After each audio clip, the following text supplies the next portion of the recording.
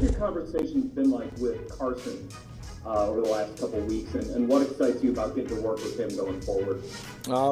We've been talking since we got him here, so he just wanted to be able to play football with me, and we just constantly texting, and he was just always there throughout the free agency. Man, hope we can get you here, man. I want you to stay here. I want to be able to throw passes to you and just constantly, us want to get together and just play. So, I look forward to it, and should be fun.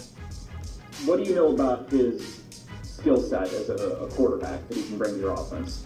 He has some Andrew Luck traits, man. He can get out of the pocket, make the incredible throws. He's a special talent, man, especially when he's standing up in the pocket delivering throws, and his ability to avoid guys and make plays with his legs or with his arms. So he's a special talent.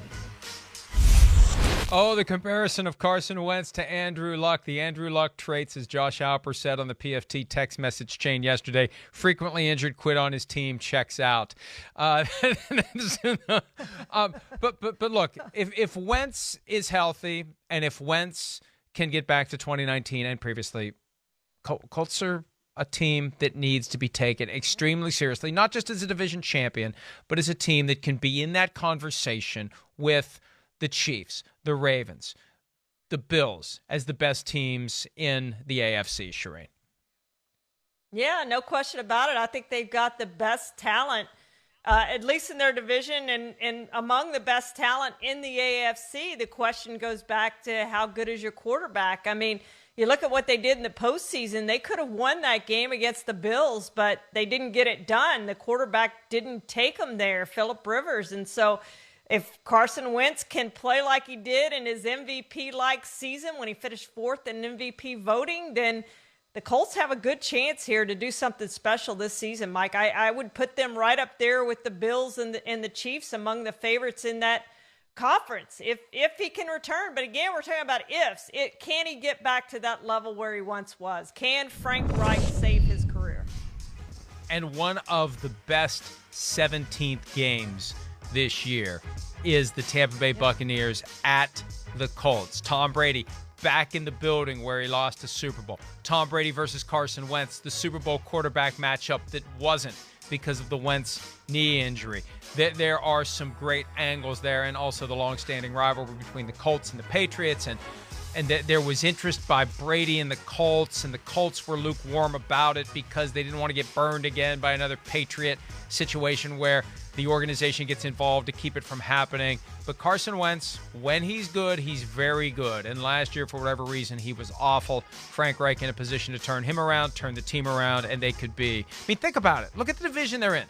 They should. Now, the Titans are still the Titans, but the Jaguars are a work in progress. The Texans have imploded. The Colts should at least win enough to get a playoff spot. The question is, can they overcome the Titans and win the division? It went down to the wire last year, and maybe it won't this year. Maybe it'll be a runaway by the Colts if Wentz plays like he did in past years, Charean. And I think Peyton Manning has to be very jealous of the offensive line in Indianapolis, which Carson Wentz is going to soon find out is among the best in football. And that's what he didn't have in Philadelphia. Led the league last season with 50 sacks.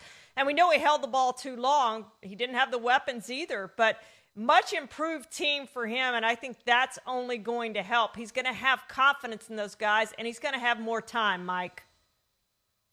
So what you're saying is there likely won't be a post-game press conference after a playoff loss during which Carson Wentz says, I'm trying to be a good teammate here. Let's just say we had some problems in protection, which really created a firestorm. I mean, think about some of the things that quarterbacks have said recently about their offensive lines, like Russell Wilson. Peyton Manning was bashed repeatedly for that slap at his blockers. All right, which of the quarterbacks in new places have the best weapons around them, Charean? And to me, it's one that stands out because the rest, who the hell knows what they're going to have around them? Well, I'm curious to see which one you say. I'm going to go with Washington. I really like what they've done. I like the addition of Curtis Samuel just because I think he brings so much to the offense. What Antonio Gibson did last season, I just remember him running over the Cowboys. I think that was the Thanksgiving Day game. Just ran wild against the Cowboys. I think he's a really good back. I think Logan Thomas has developed into a great tight end. I just like the weapons that Washington has. Maybe it's the best weapons that Ryan Fitzpatrick has ever had. I don't know. They were pretty good in Tampa when he was there, and he wasn't able to get it done there consistently, and Jameis got his job back, and we know how all that turned out. Tom Brady finally took most of those weapons and won a Super Bowl with them. But I like the weapons in Washington.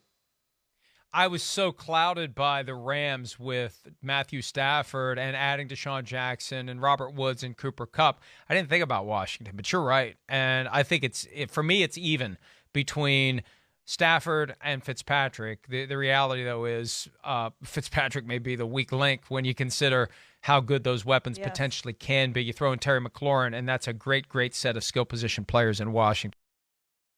Hi, I'm Mike Tirico, and thanks for watching. Make sure to hit subscribe for the latest news and highlights from NBC Sports.